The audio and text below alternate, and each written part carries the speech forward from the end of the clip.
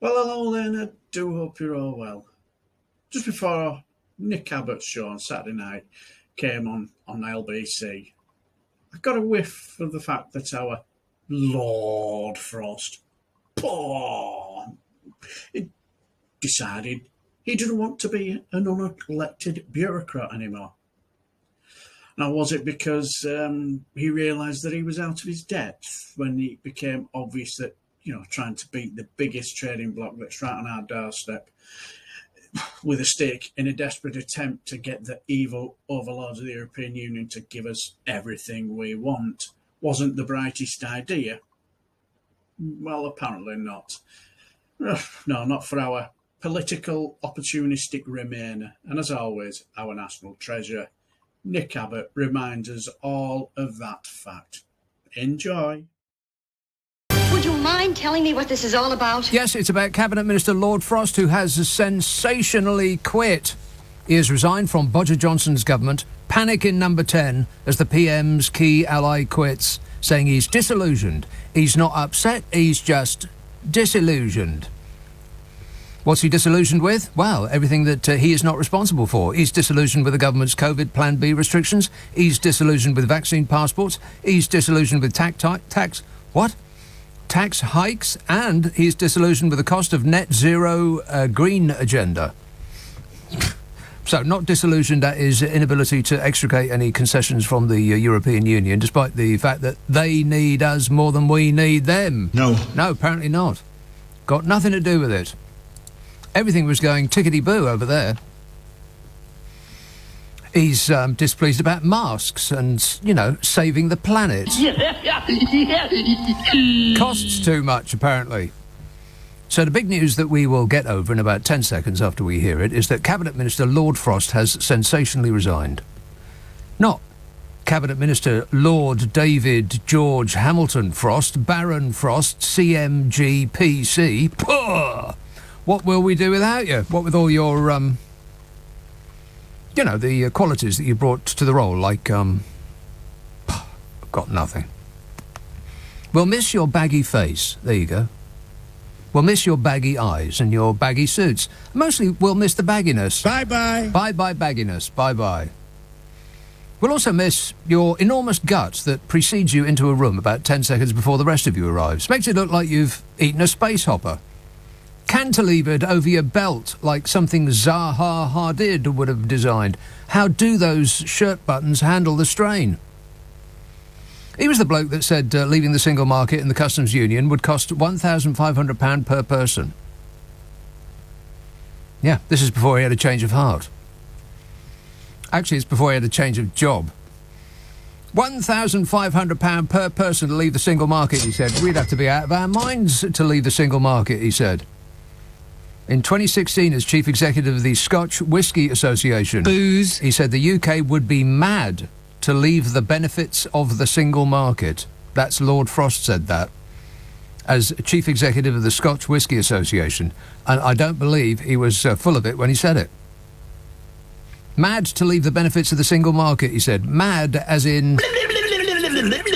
we'll mostly miss the way he never changed his mind, depending on the way the wind was blowing.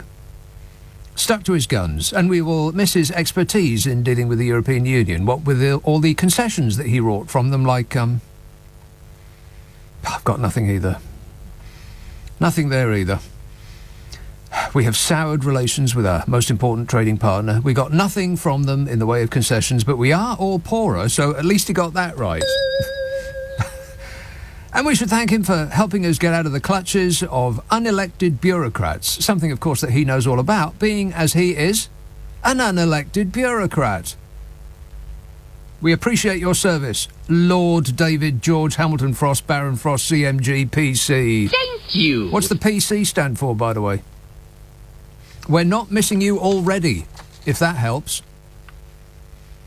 We might care whether he stays or goes. The preference must be for him to go. He hasn't been what you'd call a roaring success.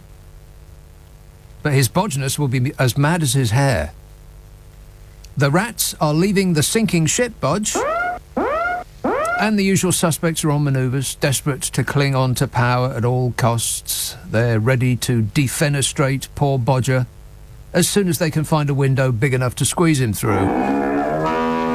Conservative MPs are increasingly talking about challenging the Prime Minister's leadership within the next 6 months, assuming we all live that long.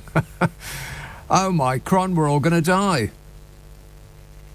Assuming we all live that long, they're thinking about challenging their PM within the next 6 months. Tentatively putting their toe in the water, they are. Very, very bravely not doing anything right now.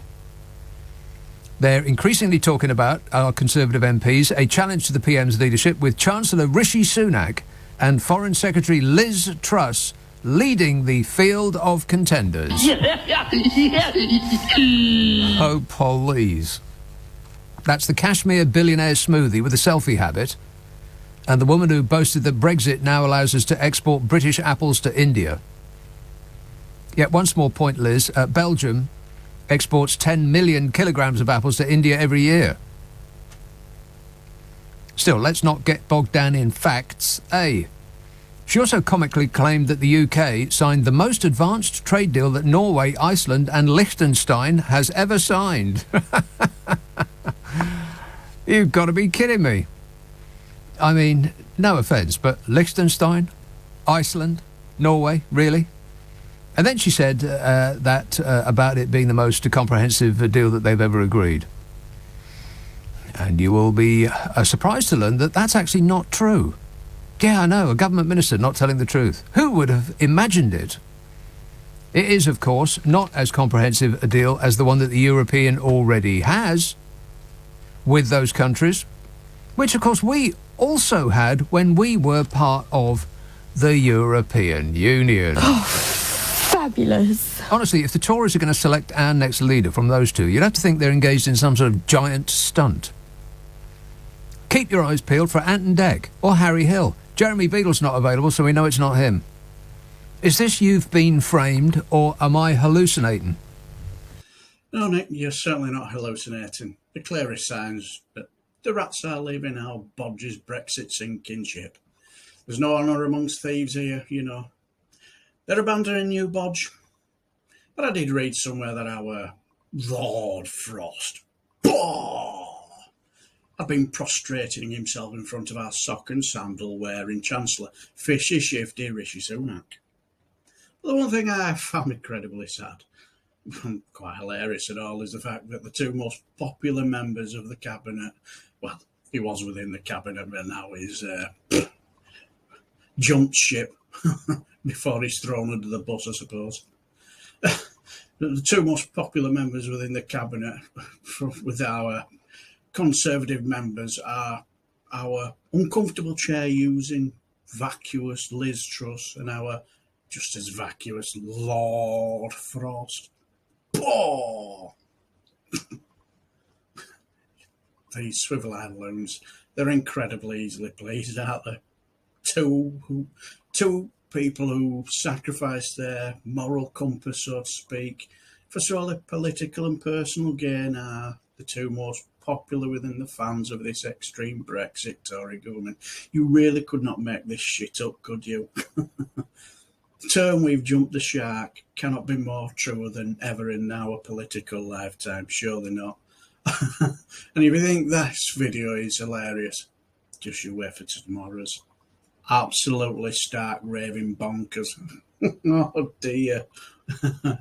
Right before I go, you may have noticed I'm doing something a little bit different visually. I always try and do something a little bit different with my videos. Yeah, I know it's not exactly Phil from Different Bias, because his setup is fantastic and it's quite an inspiring channel as well. But, I thought I saw a video from Canva where they talks about doing this. I thought, well, I'll give it a go. It might work for me, see what I think and what I feel. If it don't work, it's nothing ventured, nothing gained. So it's not as if any of my videos are going to go viral anyway, so there'll be no harm done in that department. But I just thought I'd give it a bash before we go on for our Christmas hauls and so to speak. But anyway, I shall leave the video here before I bore you to death anymore. And until the next time, I shall bid you farewell and take care.